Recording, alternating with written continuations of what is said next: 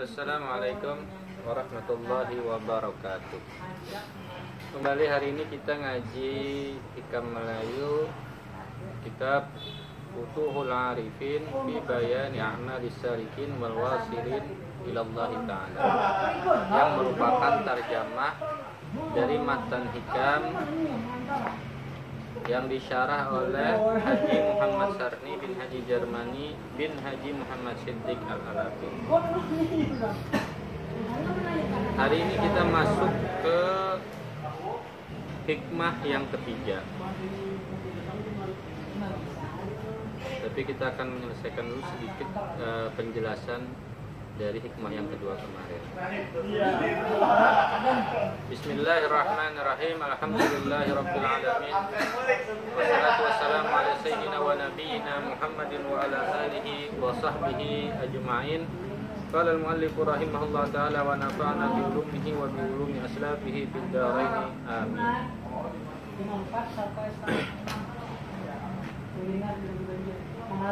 Orang yang ditempatkan Allah di makam tajrid, ia menghendaki ke makam asbab adalah menurun ke tempat yang rendah.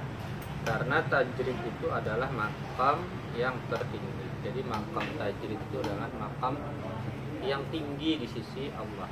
Di dalam tajrid itu seorang hamba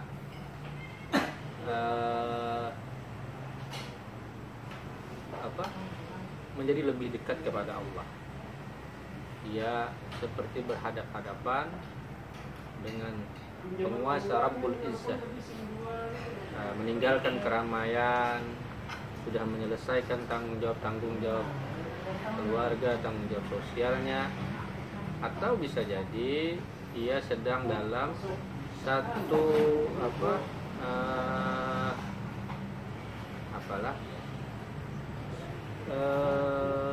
satu wilayah petunjuk, hidayah, di dalam wilayah hidayah, untuk kemudian jika Allah memberinya pengetahuan, Allah memberinya hidayah, Allah ridha dengannya, dia akan kembali kepada masyarakat kembali untuk berbuat lebih baik lagi.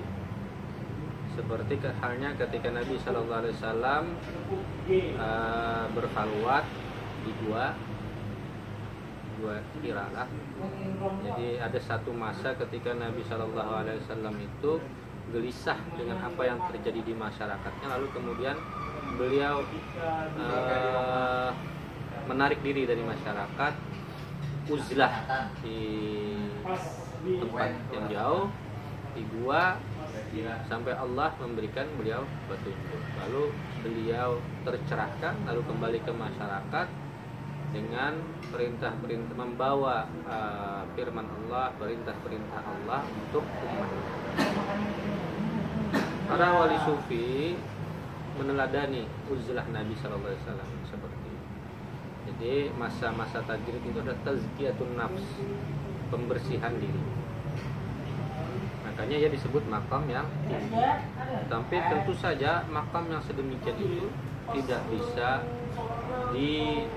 diolah-olah, dikehendaki, tapi itu berdasarkan petunjuk Allah.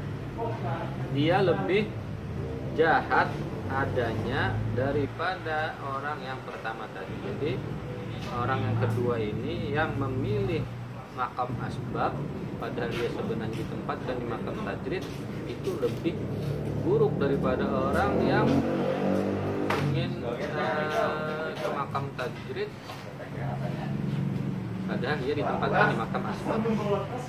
Karena dia ditempatkan di makam khawas atau makam yang khusus, dan ia ingin menurunkan ke makam awam.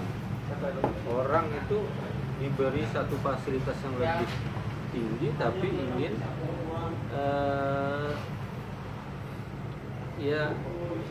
kemudian sibuk di makam yang lebih rendah, dalam kedudukan yang lebih rendah. Dan tanda-tanda orang yang di makam ini yaitu bahwa dimurahkan Allah baginya rizki untuk hidupnya tiap-tiap hari dengan mendapat rizki yang tiada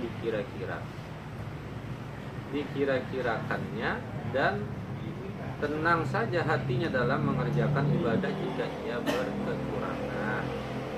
Jadi Allah menjamin rizkinya. Allah menjamin rizki semua makhluk kita.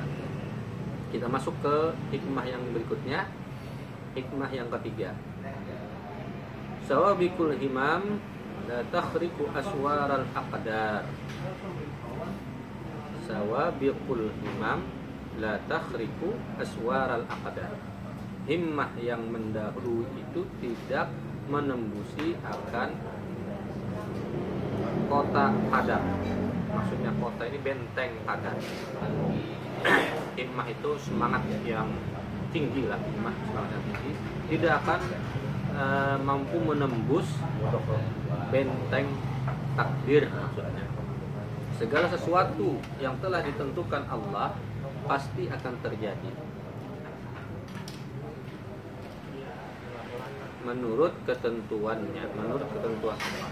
Orang lain tak dapat merubahnya. Jika Allah menghendaki sesuatu, tidak akan merubah apa yang sudah menjadi ketetapan Allah. Meskipun dengan himmah, dengan upaya yang sungguh-sungguh, dengan semangat yang tinggi dan kekuatan usaha yang akan merubahnya, maka tak ada gunanya bagi salik, bagi seorang murid yang masih di tingkat asbab akan mengangkat dirinya ke makam tajrib dan usahanya itu berpayah-payah saja tak ada mendatangkan faidah baginya.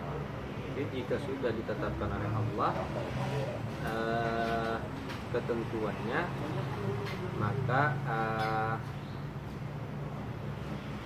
bagaimanapun ia berusaha tidak akan berguna.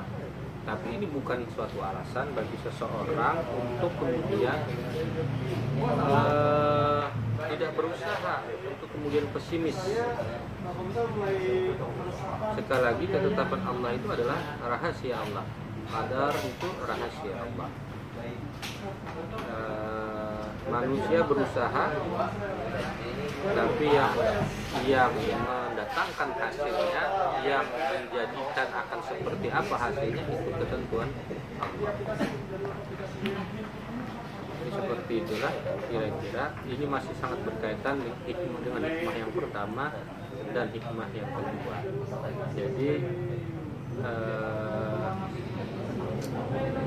Syekh Ibnu Athaillah As-Sakandari memberi tekanan kepada amal sebagai pendahuluan memasuki hikmah yang luas atau hikam.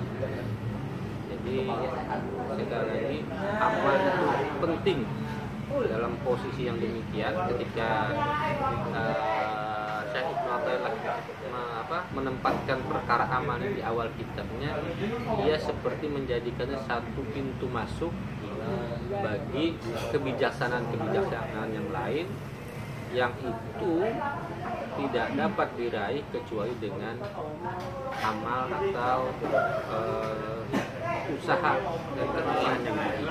Tapi perlu diketahui sebagai satu catatan bahwa kita tidak bisa bersandar sepenuhnya pada amal pekerjaan kita. Orang yang pasrah itu artinya bukan orang yang tidak bekerja. Orang yang pasrah adalah orang yang berusaha sungguh-sungguh lalu menyerahkan hasilnya kepada ketentuan Allah. Kurang lebih demikian. Sawabikul himam la takhriqu aswaral aqdar. Himmah yang tinggi, semangat yang luar biasa tidak akan mampu menembus benteng takdir. Semoga bermanfaat, bisa kita ambil faedahnya dan menjadikan kita menjadi motivasi bagi kita untuk beramal dan memiliki satu pemahaman yang benar bahwa hasil dari amal kita Allah yang tentukan. Wassalamualaikum warahmatullahi wabarakatuh.